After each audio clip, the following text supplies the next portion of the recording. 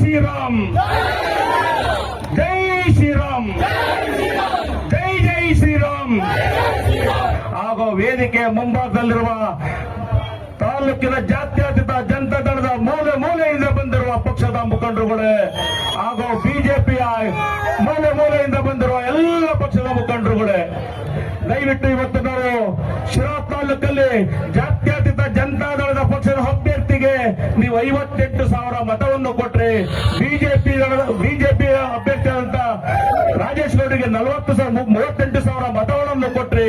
ಇವತ್ತು 2 ಕೋಟಿ 1,20,000 ಇವತ್ತು ಮತವನ್ನು ನಾವು ಗೋವಿಂದ ಕಾರಜೋಳ ಸಾಹೇಬರಿಗೆ ನಾವು ಕೊಟ್ಟರೆ ಈ ಶಿರಾ ತಾಲೂಕಲ್ಲಿ ನಾವು ಎಚ್.ಡಿ. ಕುಮಾರಸ್ವಾಮಿ ಸಾಹೇಬರಿಗೆ ಕೈ ಬಲಪಡಿಸಿದಂಗಾಗುತ್ತೆ ಅಂತ ನಾನು ಹೇಳಕ್ ಬಯಸ್ತೇನೆ ಬಂಧುಗಳೇ.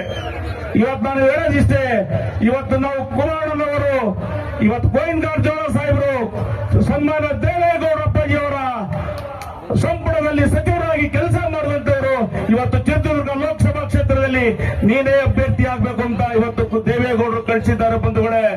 ಇವತ್ತು ನಾನಾದ್ರೂ ನಿಮ್ಗೆ ಹೇಳೋದಿಷ್ಟೇ, ಕೈ ಮುಗಿದೇ ಇರ್ತಾರೆ. ಇವತ್ತು ನಮ್ಮ ತಾಯಂದಿರು ಇವತ್ತು ಸಾವಿರಾರು ಜನ ಸಂಖ್ಯೆಯಲ್ಲಿ ಬಂದಿದ್ದೀರಾ. ಇವತ್ತು ನಮ್ದು ಜೆಡಿಎಸ್ ಚಿಹ್ನೆ ಇಲ್ಲ ಈ ಶಿರಾ ತಾಲೂಕಲ್ಲಿ ಚಿತ್ರದುರ್ಗ ಕಾನ್ಸ್ಟಿಟ್ಯೂನ್ಸಿಯಲ್ಲಿ. ಇವತ್ತು ನಮ್ಮ ಮತ ಯಾರಿಗೆ ಕೊಡಬೇಕು? ನಮ್ಮ ಮತ ಜಾತ್ಯತೀತ ಜನತಾ ದಳದವರು ನಾವು ಯಾರಿಗೆ ವೋಟ್ ಮಾಡಬೇಕಾಗ್ತದೆ? ಜಾತ್ಯತೀತ ಜನತಾ ದಳದ ಮತಗಳನ್ನು ನಾವು ಯಾರಿಗೆ ಕೊಡಬೇಕಾಗ್ತದೆ? ನಾವು ಬಿಜೆಪಿ ಅವರಿಗೆ ಕೊಟ್ಟರೆ ಇವತ್ತು ನಮ್ಮ ವೆಂಕಟೇಶ್ವರ ಸಾಹೇಬರಿಗೆ ಬಲ ಬರ್ತೈತೆ. ಇವತ್ತು ನಮ್ಮನ್ನು ನೋಡ್ತಾವ್ರೆ, ಶಿರಾ ತಾಲೂಕಲ್ಲಿ ಏನ್ ಮಾಡ್ತಾವ್ರೆ, ಹಾಸನದಲ್ಲಿ ನೋಡ್ತಾವ್ರೆ ಬಿಜೆಪಿ ಅವರು, ಇವತ್ತು ಮಂಡ್ಯದಲ್ಲಿ ನೋಡ್ತಾವ್ರೆ ಬಿಜೆಪಿ ಅವರು, ಕೋಲಾರದಲ್ಲಿ ನೋಡ್ತಾವ್ರೆ. ಇವತ್ತು ನಮ್ಮ ಜಾತ್ಯತೀತ ಜನತಾ ದಳ ಶಕ್ತಿನ ಈ ಶಿರಾ ತಾಲೂಕಿನಲ್ಲಿ ನಾವು ತೋರಿಸ್ಕೊಡ್ಬೇಕು ಅಂತ ಅದು ನಮ್ಮ ಮುಖೇನ ನಾನು ಹೇಳಕ್ ಬಯಸ್ತೇನೆ ಬಂಧುಗಳೇ.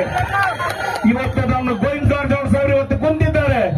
ಇವತ್ತು ಕುರುಕ್ಷೇತ್ರದಲ್ಲಿ ಕೃಷ್ಣ ಪರಮಾತ್ಮ ಇದ್ದಂಗೆ ಮನುಷ್ಯ ಅಸನ್ಮುಖನಾಗಿ ಇವತ್ತು ಕುಂತಿದ್ದಾರೆ. ಇವತ್ತು ನೀವು ದಯವಿಟ್ಟು ಇವತ್ತು ನಮ್ಮೆಲ್ಲ ನನ್ನ ಬಂಧುಗಳು ಇವತ್ತು ಏನ್ ನಮ್ಮ ಪಕ್ಷಕ್ಕೆ 60,000 ನಿಮ್ಮ 58,000 ಮತ ಕೊಟ್ಟಿದ್ರ ಅವು ಬಿಜೆಪಿಗೆ ನೀವೆಲ್ಲರೂ ನಮ್ಮ ಚಿಹ್ನೆ ಇರಲ್ಲ, ಅದು ನೀವೆಲ್ಲ ಡೈವರ್ಟ್ ಮಾಡಿ ನಾವು ಬಿಜೆಪಿಗೆ ಓಟ್ ಕೊಡೋಣ ಅಂತ ಅದು ಹೇಳಿ. ಈಗಾಗಲೇ ಚುನಾವಣೆ ಪ್ರಚಾರ ಬಿರುಸಿನಿಂದ ಪ್ರಾರಂಭ ಆಗಿದೆ.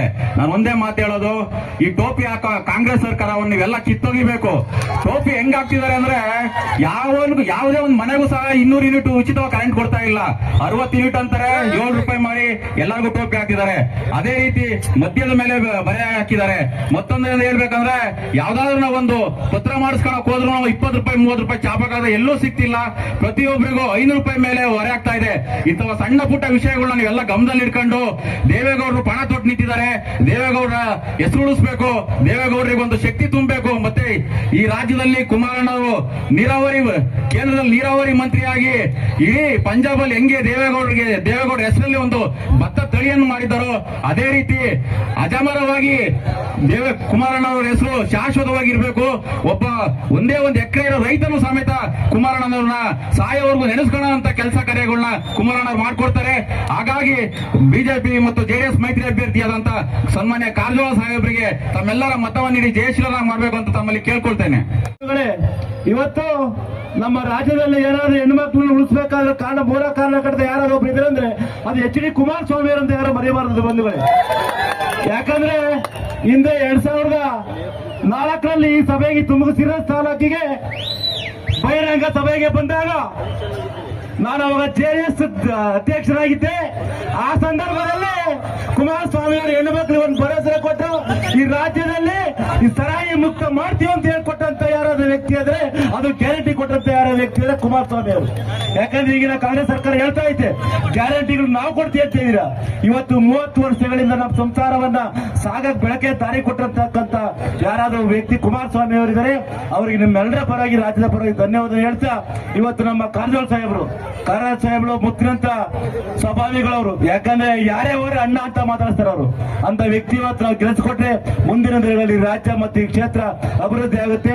ದಯವಿಟ್ಟು ಗೋಂದಾರ್ ಸಾಹೇಬ್ರೆ ನಾವೆಲ್ಲರೂ ಓದ್ತಾರೆ 81,000 ಮತ ಕೊಟ್ಟಿದ್ದೀವಿ. ಕುಮಾರಸ್ವಾಮಿ ಸಾಹೇಬ್ರೆ, ಈ ದಿನಗಳಲ್ಲಿ ನಾವೆಲ್ಲ ಜೆಡಿಎಸ್ ಮತ್ತು ಬಿಜೆಪಿ ಒಂದಾಗಿರೋದು 1,20,000 ಮತಗಳನ್ನು ಶಿರಾ ತಾಲೂಕಿಗೆ ಕೊಟ್ಟು ಗೋವಿಂದ ಕಾರಜೋಳರನ್ನ ಆಯ್ಕೆ ಮಾಡಿ ಕಳಿಸ್ಬೇಕಂತ ಮನೆ ಮಾಡಿ